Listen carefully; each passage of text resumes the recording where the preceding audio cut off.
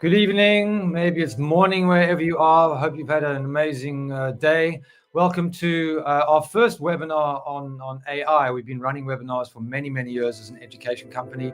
This is our first delve into this. I've been lecturing futurism for the last 5 years. I'm a passionate futurist who really is embracing and following all the crazy stuff that's going on in AI today. We have an amazing session lined up for you, some really, really incredible guests. We're going to unpack AI, what it is, what its benefits are, what its dangers are, what some of the challenges are. Also, we're going to definitely contextualize it in the context of Africa and developing economies. Because while AI certainly has huge potential to benefit a lot of people, we've got to make sure as developing economies that we're not left behind and that we take our place. So before we get into things, I just want to give you a little bit of insight into the different types of AI, because it can get quite confusing. And I appreciate that the people on this webinar might have different levels of experience. So essentially, we get narrow AI, which performs specific tasks. It's very limited, like chatbots. We then get reactive AI, which operates without memory. It's the kind of thing that you find in games. Then we get limited AI, or limited memory AI. This learns from past data. It's the kind of example of the AI you get in self-driving cars. We get general AI, which is processing human-level intelligence.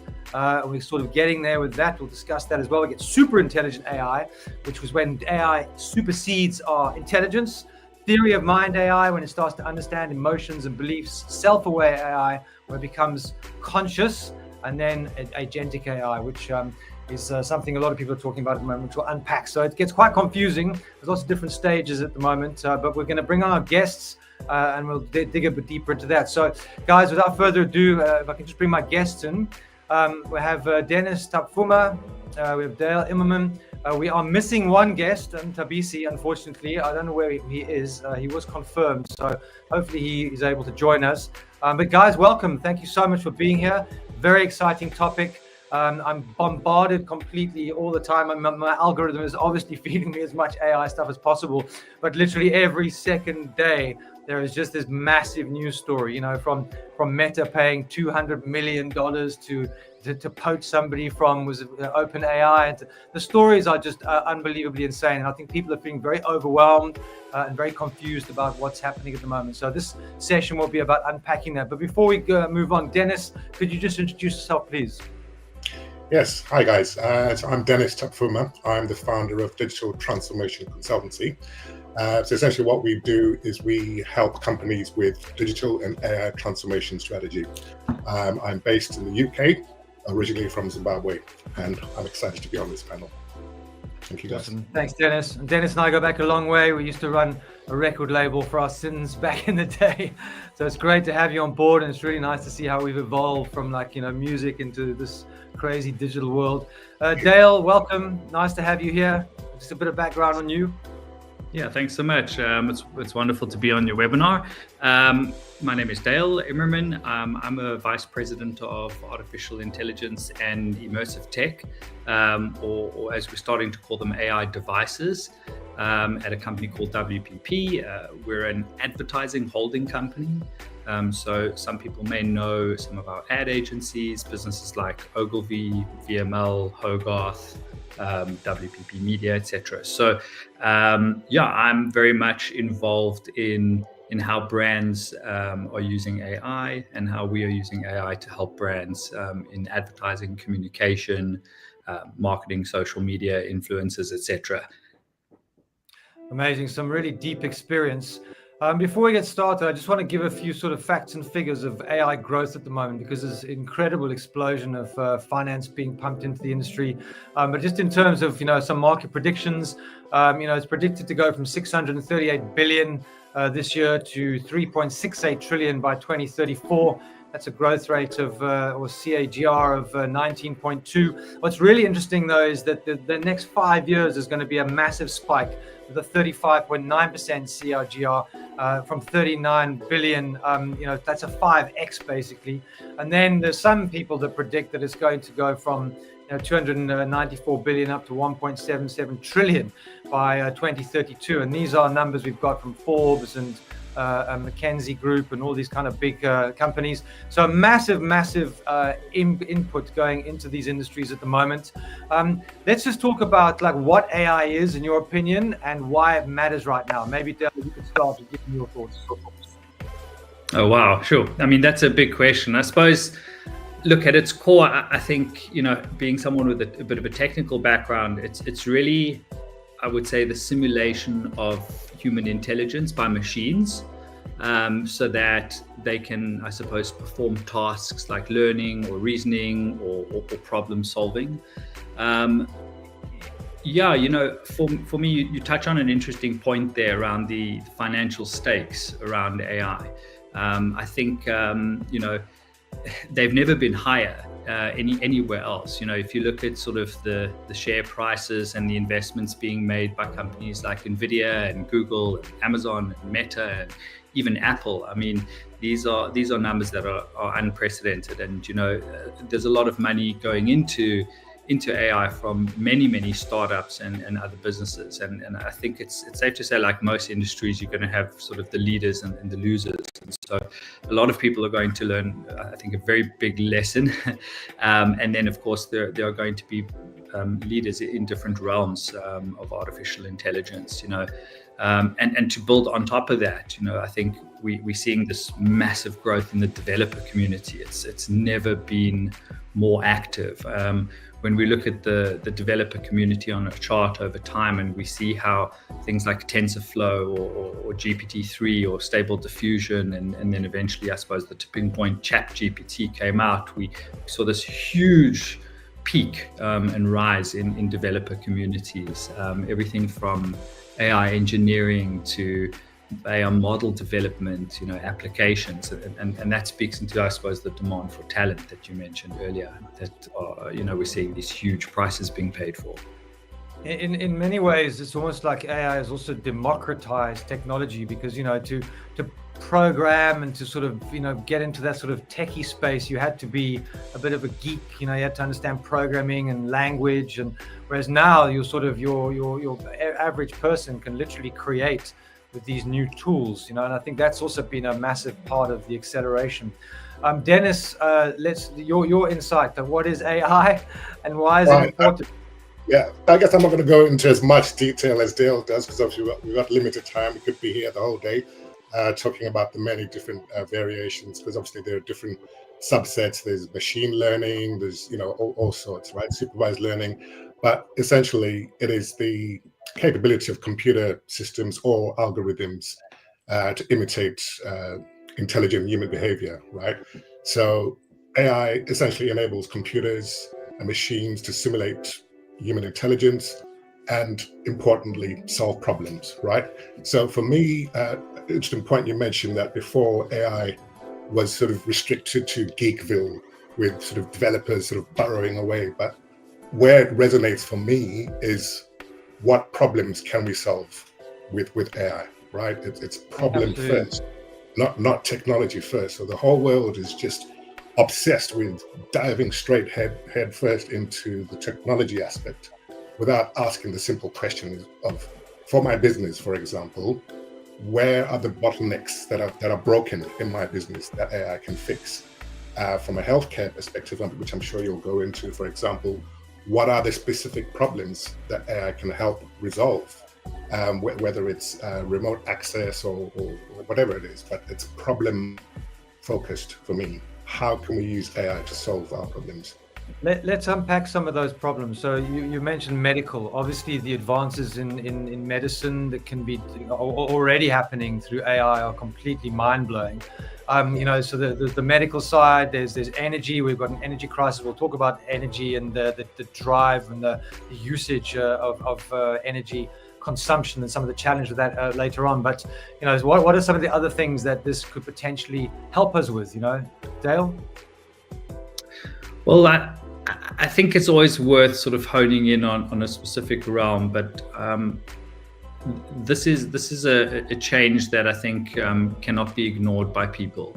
It's I wouldn't call it an existential crisis or anything like that. I really do view things from a point of optimism, but I think no industry will be, unaffected by it. No individual will not be touched by it in some sense, and so it's going to solve problems across every aspect of every business. It's going to solve a lot of socioeconomic issues, challenges. It's going to, I think for me, one of the really exciting realms is around accessibility. For visually impaired people, the acceleration of developing things like prosthetics and technology to give people back things that are lost, for example, like eyesight or hearing or something like that. So I think that's the stuff that really excites me, but it's going to have impacts on agriculture. So anywhere where we really are wanting to analyze information, test multiple ways of doing things, lend the minds of a million experts in any task that you can imagine. That's where AI is going to solve problems. But I think as we drill down in some of the topics today, we can maybe focus on those areas specifically. Yeah, and I think the thing is, we're at the beginning, and I believe a tipping point in many ways. This is probably the biggest thing since the Industrial Revolution. I think it's the biggest thing that will probably ever happen to humanity. And there are different paths we can go. And I'm always really happy to hear that there are optimists around, because there's certainly pessimists around as well, and we've got to find that balance between the two. I always say that the threat is not AI, the threat is us as human beings, and moving too fast. And I don't know how many of you have read AI at 2027. This is just a quick graph from there, but it just highlights literally over the next 3 years how agents will come into play and actually take over. Eventually there's two sides to it. There's kind of the apocalyptic side, and then the side where we manage to rein it back in. But it unpacks in great detail how the sort of race between China and America, and at what point do we put guardrails on, pull it back, do we lose control?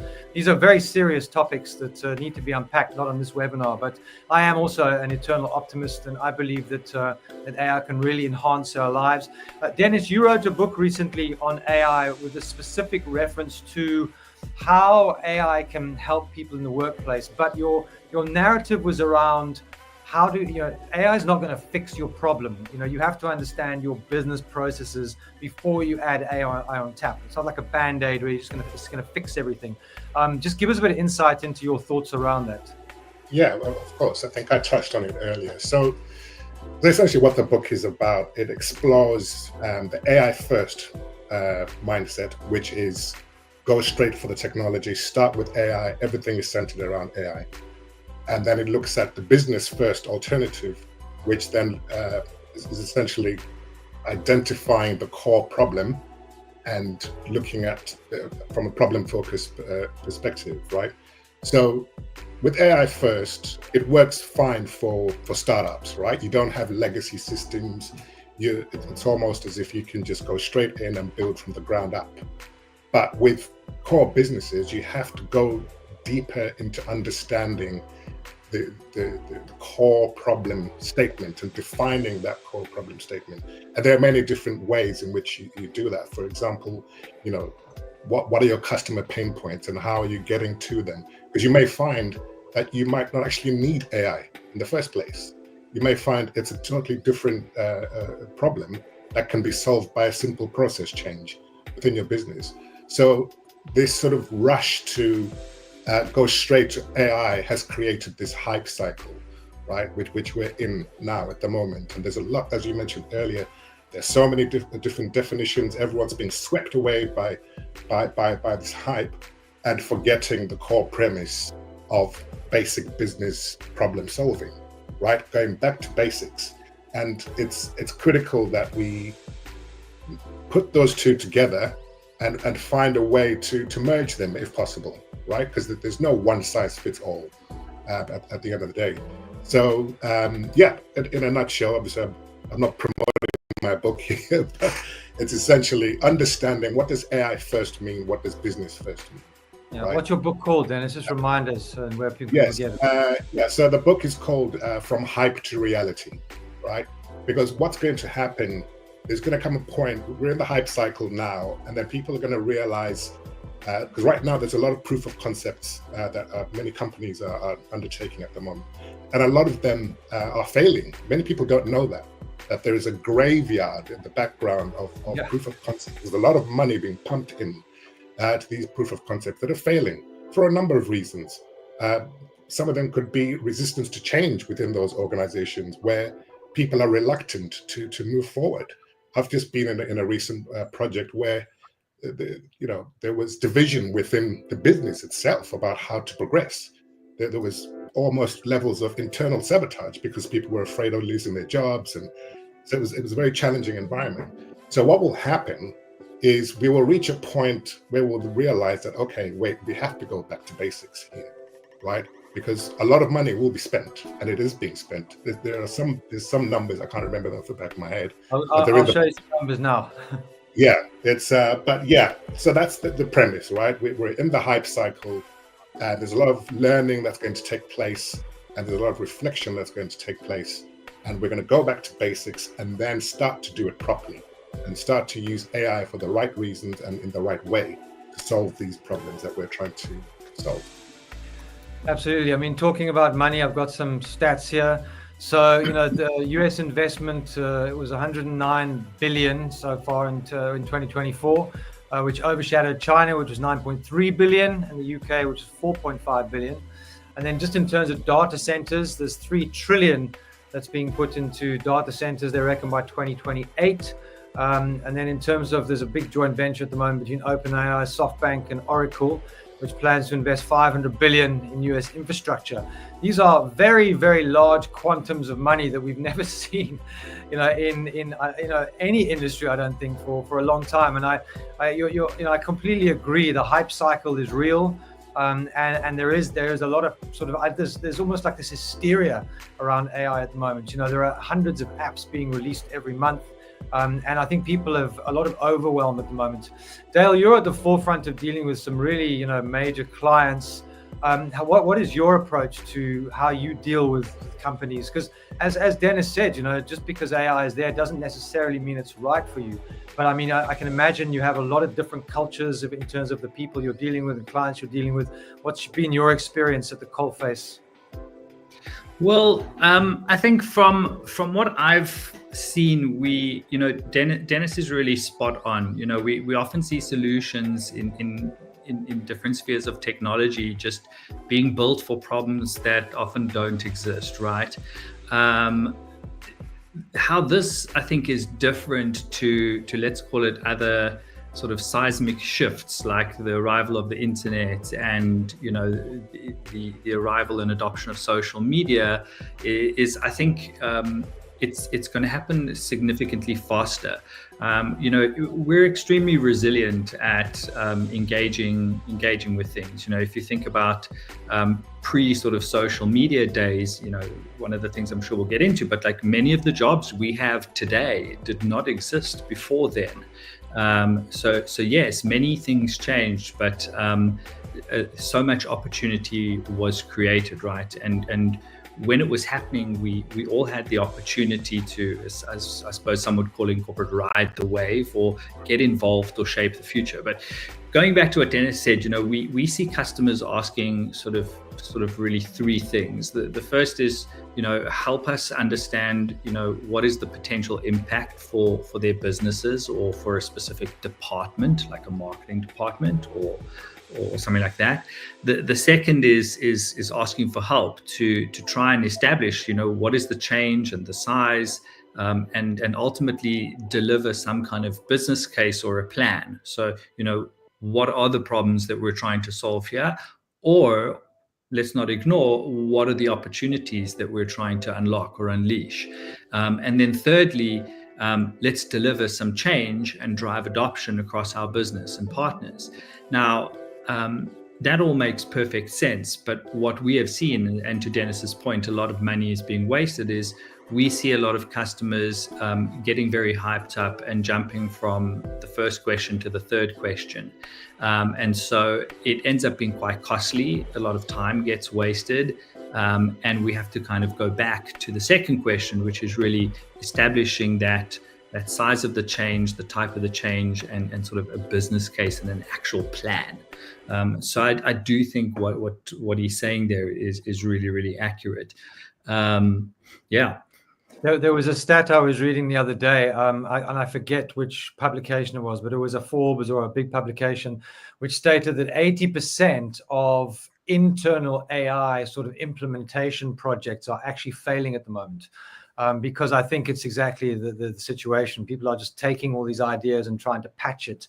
One of the areas that's seems to have been very successful, if you look at Google, they just laid off, I think, 15,000 people. But in terms of marketing and data center, sort of a call center work and sort of that sort of mundane, which is based on data sets and information, there seems to be quite a lot of movement in that particular space. I appreciate it's going to move across different sectors as it grows. But what is your lens on particular sectors at the moment that are being heavily impacted or about to be heavily impacted? Dennis, do you want to take that? Yeah, I mean it's a broad question. So you mentioned I think the chatbot area is an interesting area, right, where the customer services element is being replaced by AI chatbots. Now, I say it's interesting because in the way that it is automating customer service, speeding up workflows and so forth, at the same time, customers are being they're not very happy with that approach in terms of speaking to a robot.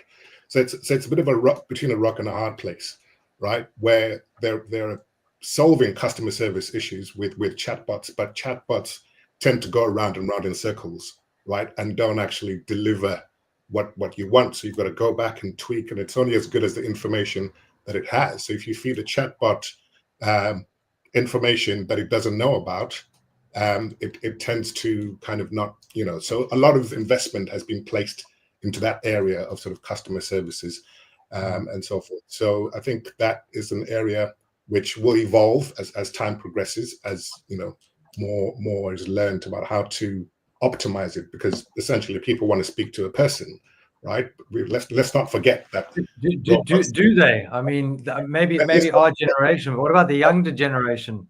Will it become normalized? Well, this is the thing, right? Because maybe it's an age thing, right? I've been on a chatbot where I need an answer to a question and it doesn't give it to me. And then I have to type in a random phrase 10 times to get to speak to a person, right? So there are those areas that we need to be mindful that it's not a silver bullet, right? But in terms of your industry area, sorry, I went on a bit with the customer services, but obviously things like supply chain, logistics, marketing, finance, sales, HR, the works. Like I said, it's a broad topic. We could be here for. So I mean, supply chain alone, especially on the African continent, is a big one, right? Because there's the ethics of the supply chain. And tracking that and monitoring that, right? Agriculture was mentioned earlier, which is a massive one, and that's a big opportunity, really. But yeah, I'll stop there because I could carry on for the next 20 minutes. But yeah. Let's talk about your general kind of pickup of AI. So there's a lot of people using from ChatGPT, DALL-E, Runway, Midjourney. I mean the list goes on and on. But they are in some ways decentralizing or democratizing a lot of creative. So I just want to spend a few minutes talking around the creative industries. Dale, a lot of the agencies you work with are creative agencies. They come up with a lot of concepts. And as much as we can use AI as a tool, I still believe that there will be a role for agencies to play in ideating and pulling all of these different elements together. Do you think we'll see a rise in sort of AI creative agencies, or do you think people will start to take more stuff internally? Look, I think many different businesses of different sizes are gonna try different approaches, but at the end of the day, I can never see, sort of one company having, at least not a global company, having a chief marketing officer who literally puts in one prompt and the complexities of a multi-product, multilingual, multi-market, complicated marketing campaign across hundreds of channels and different mediums will just sprawl out there, entirely automatically.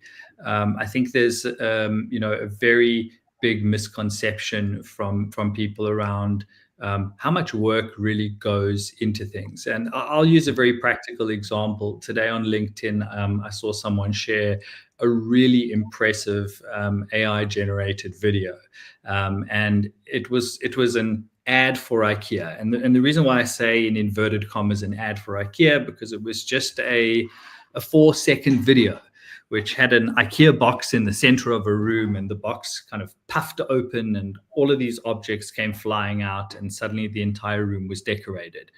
And what really irked me about this was that the caption to the image was just like, oh, this took me like 8 hours to do, and it would ordinarily cost you nothing less than $100,000. And it's just like, actually, this would never cost $100,000. But what I can say is that nothing in what you've done actually reflects a real IKEA product. And so you've created this room and this cool idea, which was your human idea, to have all the stuff pop out of a box in a sort of a transformer type of way. But the fidelity of the logo wasn't accurate or on brand. None of the products in the final moment, even though the total was 4 seconds or something like that, were actually IKEA products. So I posed the question, well, if all of these products were actually accurate and of a high fidelity, would it still have taken you 8 hours? And of course, a lot of people were like, exactly. And so that's where you get this sort of disconnect between this full automation of things and reality, if you want to put it that way. But with that said, I think there's something I can share, a little nugget, which comes from one of my colleagues who's writing a thesis on something called the empathy gradient. And what we use the empathy gradient for is when you look at your business and say different types of tasks in your business, we have a powerful question we can ask to determine either, is this a task where we can use AI to automate the task? Or is this a task where we should be using AI to augment the skills of those people doing the task, right? And so what you do is you ask yourself, okay, for this task, if I add empathy and I throw loads of empathy at this task, will it make the outcome better or will it make the outcome worse? And so empathy, of course, is a metaphor for minds and people and extra brain power. And so if you're doing a petrol forecasting report, right? Having 5 more people join you and bring along their hopes and dreams and unique point of views is not going to make the outcome of that task any better. And so in that instance, the empathy graph tells us that is a task that you can automate so that the person who typically did it could do other tasks that require more empathy. But when you're creating a concept that's got to resonate with an audience or a group of people who are interested in something in order to capture their imagination and convey a message and potentially persuade them to try and, try a different product, Well, if you can throw 10, 20, 30 people and a load of empathy at that type of task, the outcome will likely be much better, right? And so that's where we would, for example, empower creative people with artificial intelligence tools to be able to do those tasks more impressively and more capably. Yeah, I mean, I use a lot of AI from a creative perspective, and it's hard work. If you want to create certain icons, you can be prompting for, for several iterations trying to get to where you are. Also, let's be honest, the technology is still not where it needs to be. When even in DALL-E, you can, if you create an image and you ask it to remove something from the image, most of the time it gives you a completely different image. Although I know that is improving. So, I mean, ultimately, we are all the guinea pigs who are building all of these sort of systems by feeding the data that we're feeding in. I just want to talk about quickly. So part of our evolution as an organization is we are launching an AI course tonight. All of our AI courses will be instructor-led. The reason for that, and I've done a number of online self-study courses, and I'm not knocking self-study, but with AI moving so rapidly, you literally have to update the content every week. So we're launching this course, which we're very excited about. It starts at the beginning of September. We're actually going to give a course away to somebody on this webinar, but you can also have a look at this online on our website. It goes into sort of unpacking artificial intelligence, language models, generative creative tools, as well as agents and bots. And basically what our aim as an education company is to take all of this crazy noise that's happening and decipher the code and make it understandable for people. Because I think, once people get into understanding exactly what the tools are, then they can figure out what is useful for them, because not every tool is useful for everybody. There's a lot of talk about agents at the moment. I want to unpack that quickly. I was watching a whole sort of a presentation on Agent Force, which is the big push that Salesforce are working on. Let's talk about agents and some of the tasks that they can do. I know that AI 27 is all very agent-based and super agents, etc. Dennis, agents, what are they and why are they important? Yeah, so agentic AI, that's been on the headlines a lot this year. In short, what it is automation of workflows. Right, so workflows could be your back-end customer service workflows, your sales workflows in terms of your business outreach. So in the olden days, you'd have to send out emails to your prospects and so forth. But with agentic AI, you can build a workflow to automate that whole process and automate the whole sort of pre-sales life cycle, for example. That's just one use case, but at the heart of it is the automation of workflows, which is supposed to cut your time by half in terms of how you produce those workflows. So, well, I guess that's one of the questions. So it's supposed to cut your workload down, but does it not just mean that your productivity increases, but your workload is still the same? If we don't manage it, this employee was putting 100% out. Now there's AI expecting to put 200% out. Yeah. So I think there's that confusion about, are we going to work harder or work less? Yeah, and to add another point to Dale's point, I think you mentioned something about ultimately these things are not perfect. We're not there yet, right? So there is going to be an element of you build all these workflows, but then you're going to need the person to go and fix something if something's broken. So where's this sort of where's the trade-off here, right? So I'm not convinced yet about agentic. It's still an evolving space.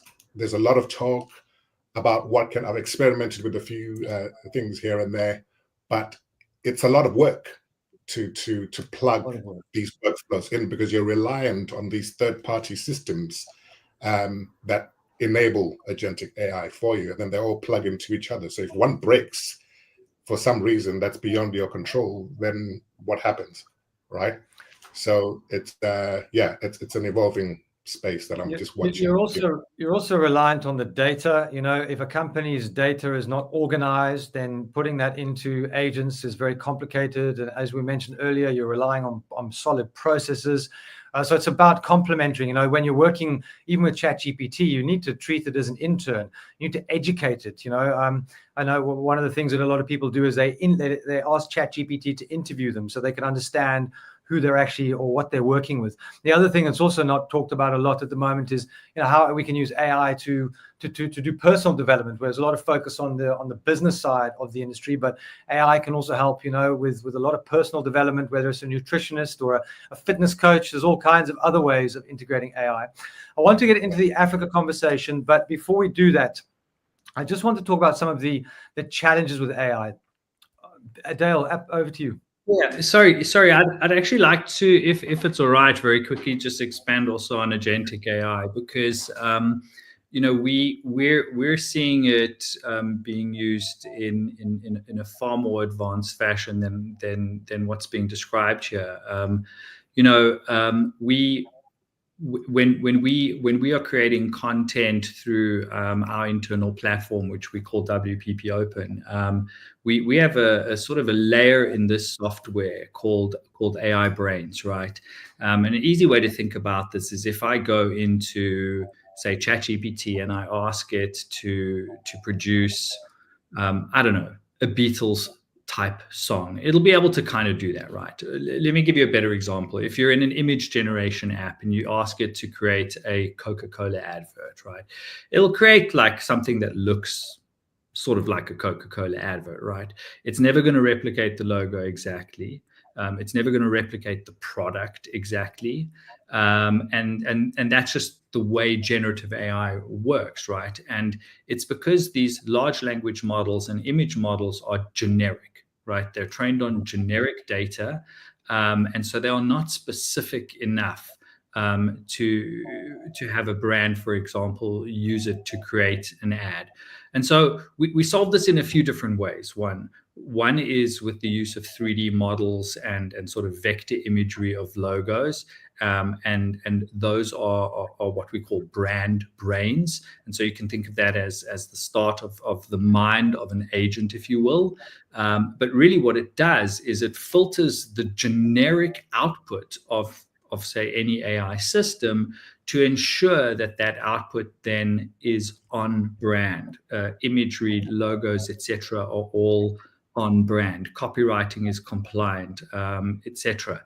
And so we in the software actually use multi-agent systems where we have been training agents like research assistants or a media planner assistant or a copywriter assistant. So when we have people in our organization, and we have about 50,000 people who are using this tool on a daily basis, regardless of what position you're in, as you're doing work, you're able to call on these different agents for support in the same way that you could go and sit in a room with a strategist or with a media buyer and have them actually these agents engage with you on the work that you're doing.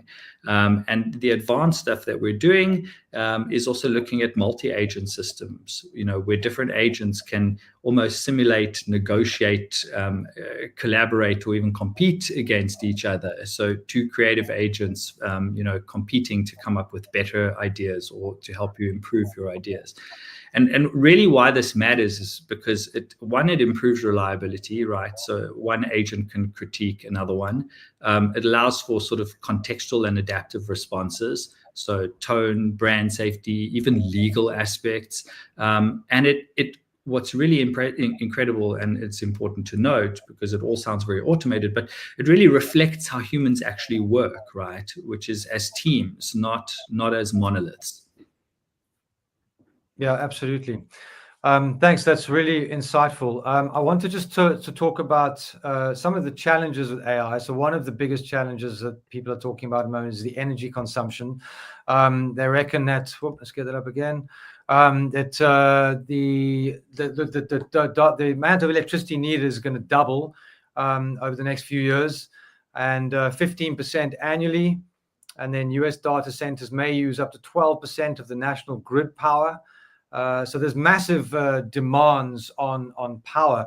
In fact, recently there was a court case in Venezuela where one of the big AI companies tried to build a data center, and actually, because of the amount of water that was needed to use and because of the environmental impact, it was actually turned over. And then there's other issues like, the guardrails, how we ensure that the content is valid. They're at the moment bringing it into the African context. There's a book which I came across the other day. It's called Empire of AI, Inside the Reckless Race for Domination. And they talk about a lot of these big international companies moving into poorer countries, developing economies such as ourselves and other African countries, to get people on minimum wage, doing a lot of data crunching, to the extent where they're even having to view some pretty horrific imagery, from bestiality to child pornography, to make sure that they're letting the AI know that this is not okay. Because I think what a lot of people don't realize is that we are training AI through massive data sets that are programmed through parameters that are at the moment put in by humans to get the best outcomes, and that is one of the issues that we're facing. Let's talk about AI. Its arrival in Africa. It is coming with force. There's a lot of panic about it. Is it a good thing? Is it a bad thing? How do we ensure that we're not tech colonized? How do we ensure that our language models have local languages, local values? We know that developing economies have been colonized for many years through media, through religion. How do we ensure that that doesn't happen on this continent at the moment? And what are some of the key challenges you see, Dennis? Yeah, no, very, very interesting topic. It's a shame we don't have that much time to talk about it, because it's very close to my heart. Because ultimately, we are at a crossroads now, right? Because technology can either fuel sort of an unprecedented transformation for the continent, or reinforce its dependency on our former colonial powers, right? I say former colonials in the sense of time back to digital neo-colonialism, right? Where under the guise of laying free internet, undersea cables, and so forth, and offering sort of free infrastructure, but under the guise of mining data, right? In terms of that data being sent back and sold back, right? So the African continent provides the raw materials in terms of come in, set up an infrastructure, but who is it benefiting at the end of the day? Who are they sort of NLPs that are being trained in the African linguistic context, right? How much focus is there on that, right? And then obviously the governance. Is there a data governance model that is embraced by the whole continent? As it is, the continent is fragmented, right? So Eastern Africa, Southern Africa, are we approaching AI from the same vein? Right, it's an enormous topic, which needs a lot of discussion in terms of how data ready are we as a continent to make AI work for the continent, as opposed to make AI work for companies like Facebook and Google and so forth, right? So essentially, yeah, that really is my limited take on it. We can expand and go deeper, but I'll allow Dale to go. Yeah, it's a pity that Tabisi couldn't make it. We found out he had a death in the family, so condolences to him. We're sending him strength. But he actually created the first African language model, as far as we're aware, through Horizon X, which does bring in African linguistics and African sort of languages, because and values as well. We don't have the same values as the Chinese, and we don't have the same values as the Americans. We have African values. So I think it's quite an important topic. Dale, what do you perceive to be some of the challenges that we need to have a look at and be talking about? Because dialogue is going to be key to moving this forward. Yeah. Look, I think artificial intelligence has the potential to really transform Africa. If you think about things like improving agriculture with analytics, making healthcare stronger with diagnostics tools, I suppose the most important, enhancing education with probably personalized learning, and of course, governments that are open to sort of better serving their citizens, right? And so I think because you have a continent that has a very youthful population, and that population in most cases is sitting on a mobile first infrastructure that leapfrogged many other continents. The African continent, I think, is uniquely positioned to shape AI in ways that are inclusive, indigenous, and very impactful. I understand the growing unease, and it's absolutely justified. The fear, I think, isn't about AI itself. It's about who controls it and who benefits and who gets left behind. And so there is this risk, as you describe, of this idea of tech colonization. And I think the things you want to avoid are sort of data extraction without consent. Like you say, this idea of imported values and languages, even dependency on foreign tech stacks that might be just too foreign, and then, of course, unequal economic outcomes. And so I suppose for me, I really look always, like I said earlier, I try to focus on the optimism and the opportunities. And so, what would opportunities on African terms look like?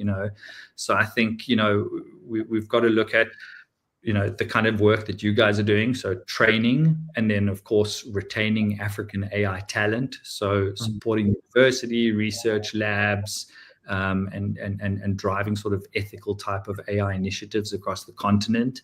I think, owning data and infrastructure is an important one. It's a difficult one in emerging economies, but if we can develop sovereign data policies and cloud strategies that serve African people first, it would be great. I think if we can promote open source and multilingual software models, that's going to be one of the biggest things, as you pointed out. I wish Tabiso was here to be able to talk to us about those models. I've seen similar instances. We do a lot of work in India where, again, there are many, many different dialects, I think in excess of 10, so very similarly to just South Africa. Now we're talking the whole of Africa. And the reality is, currently the large language models, even those that boast, capabilities of translating across 50, 60, 70 languages, don't touch any of these dialects. Other areas where we see this sort of tech bias, I suppose, is even in sort of 3D software. Up until sort of very recently, there were not plugins or tools to be able to create, avatars of African people, because the different types of hairs and things were not programmed into 3D software, and so it shows up. Facial recognition companies are swarming into South Africa at the moment, trying to get as many sort of Black African faces as possible. So absolutely, and that in turn also, it speaks to this training on only white faces, really, but it affects a lot of different technologies, like the ability to use augmented reality lenses and things like that in popular platforms like Snapchat or TikTok.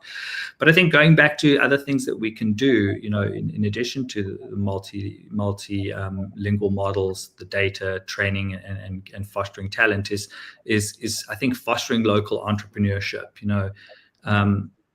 especially entrepreneurship where AI is looking to solve uniquely African challenges, from informal economies to things like water management. Africa doesn't need to catch up. I think that's the point. Can fix potholes, Dale. Oh, it would be amazing. There will be a robot for that someday. On that potholes thing, can I bring up something, the elephant in the room here, guys, right? Yes. is we all know that African countries are not managed very well. There's a lot of mismanagement, there's a lot of corruption, there's a lot of confusion around regulatory systems. Things just take long, right? and things don't work as they're supposed to work. South Africa is a good example. I'm not going to go there with your load shedding and so forth. But if we can't fix the basics, like electricity and water and just the fundamentals, how are we going to deal with something so technologically advanced as AI and the multiple layers that are involved? How do we ensure that the social contract between business and government are solid, right? Because let's face it, there's some slight disconnect with business and African governments, right? Because governments have policies, they say stuff, but nothing gets done. Businesses do stuff, and they make loads of money. So how do we unify that to a point where governments become accountable for things like having a cohesive data strategy? Is there an AI strategy for the continent that anybody knows about? Dale, I'll be interested to know from you. Does that even exist? Right? Look, I'm not aware of a continent-wide AI strategy. I think individual countries are probably sort of where everybody else is right now, where they're evaluating, they're learning, they're hopefully making mistakes, and that's one thing I encourage all listeners to do, is to start using a lot of the tools. Go and use them, whether they're for personal use or for business use, and break things. That is how you learn, right? You want to minimize that at a government level or an organizational level, but no, I'm not aware of any like continental or multi-continental AI strategy. I can speak from I suppose our organization. I can speak to the different areas that we look at in terms of like principles that we try and observe. We obviously try to understand its potential and its limits. I think that's vital to contextualize. We try and be as transparent, and we have explainability and responsible use guidelines. We view it as an augmentation, not a replacement. We encourage ethical awareness and dialogue within the organization. Of course, data provenance, quality, and bias is vital. So we have things like, a traffic light system where, we go and research what were all the different models trained on.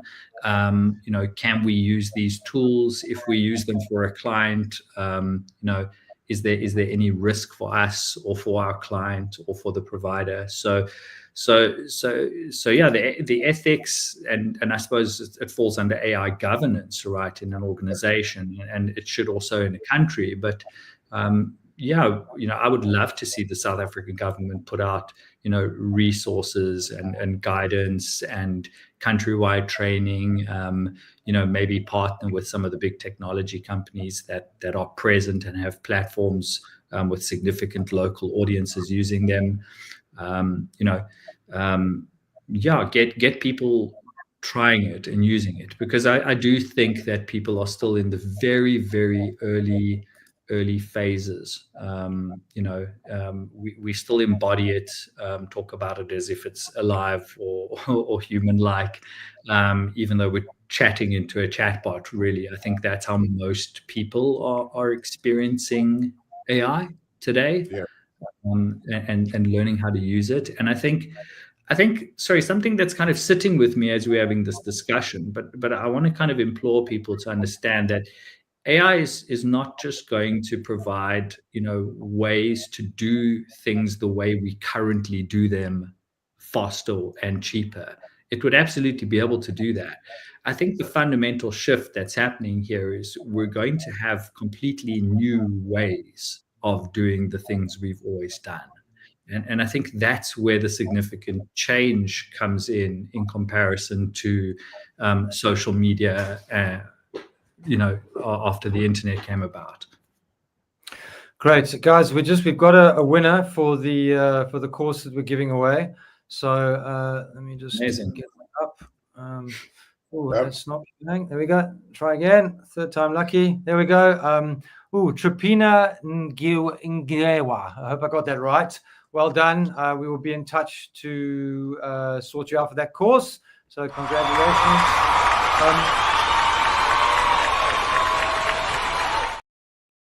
Talk about his another sort of masterclass on humanoids that we're doing with Training Force. We'll send you some details after this. And we obviously don't have enough time. I mean, we could talk forever, but just before I get closing comments, I want to show you this video because obviously we're talking about AI, you know, from a screen perspective, but this is the next phase.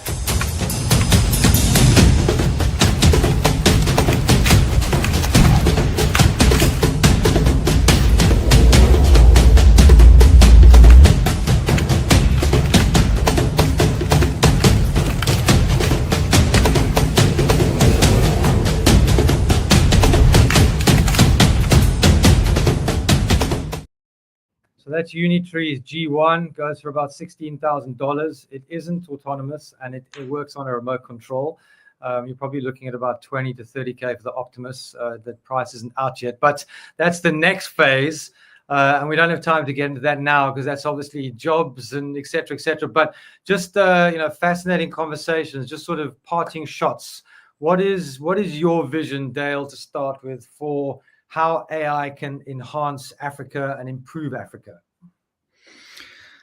Sure. I mean, it's going to, like we've said, it's going to touch every aspect. I think what I would rather do is sort of look to the audience, which I think is quite large, and they've been very, very engaged. And I would encourage people to play with the tools. You don't need to invest money. Most of them are free. Most people don't even know you have, you know, Llama on your WhatsApp, on your Instagram, on your Facebook. I'm pretty sure every person watching now uses one of those apps every day, and start to use the AI tools, and don't just use them like Google. Put information into them and let them help you. And two examples I'll give you to end off with. They're two of my favorite ways I use simple AI today. One is I'll go into ChatGPT and I will ramble off all the different leftovers and things that I have in the kitchen and in my fridge, and I tell it how much time I have, what utensils I have, and give me a recipe. And it basically scours the web and customizes a recipe fitting all of my criteria. And over time, it's learned exactly what utensils I have and which pots and pans I have. I use that at least 3-4 times a week, and I cook incredible meals. The other thing that I do, and perhaps many people in your audience, given the Chiba name, can relate to, is I struggle to structure my ideas and convey my ideas to others very effectively. And so these AI tools allow you to sort of speak into your phone and go wandering around your garden for 30 minutes, rambling off your ideas. And they will summarize and structure those ideas beautifully into presentations and information that other people can look at and actually understand. And so those are two ways that I use it to sort of augment me and help me in just my daily life. And I think if people can get using the tools and having fun with them and just breaking stuff, you've got a better chance than anyone else who doesn't. Absolutely. One of the things we do need to, and we won't talk about it now, is, you know, one of the challenges is obviously data costs. That does not democratize accessibility, but that's another conversation. Dennis, your parting shots. How do you see AI in Africa, and what would you like to see it do? I'm sure you know what I'm going to say. I'd like to see the governments of Africa start to take this a lot more seriously, right? In terms of what are their policies for technology? How can they give free access to this sort of stuff that allows people at a grassroots level, just from their mobile phones, to start, you know, engaging in this, whether it's through education, through access to healthcare, or stuff like that, right? So it really is, from a macro level, governments need to get serious, and I hope they start to develop policies around which disseminate to the populations. And then on a general perspective, I really want to advocate for starting with the problem, not the solution, right? That is so critical in all areas, right? We've spoken about a number of different areas, and we all know that there are many problems in different areas: agriculture, governance, healthcare, education, the works. And even in your own personal use, don't look to AI to solve your problem. Identify, spend time with the problem, and have the ability to dissect it and use AI in the right manner, where it complements the core problem that's been identified, and it augments the solutionizing process. So yeah, big steps. I'm excited for the continent. There's a lot going on, but if we can, as a continent, grab this, because this is our opportunity. We don't want the likes of Microsoft and Google coming over to the continent and just doing it their way. There needs to be an African way of how we do it. I agree, absolutely. Some fantastic comments there, guys. Really appreciate your time and all the insights. I too am an optimist. I do think that there is a dark path, but as humans, there'll be enough people in this game that are going to keep it on the right path. And AI is not going to fix everything, but we can use it as a very, very useful tool in our day-to-day lives, in our businesses, in our entrepreneurial spirit, and how we move forward. We could talk about this all night. We'll be doing more of these webinars. I really sincerely appreciate Dennis and Dale, your time, and I respect your caliber and how much information you have. A great topic of conversation. Thanks so much, everybody. Have a beautiful evening, and we'll see you next time. Thank you. Thanks for having us. Thank you.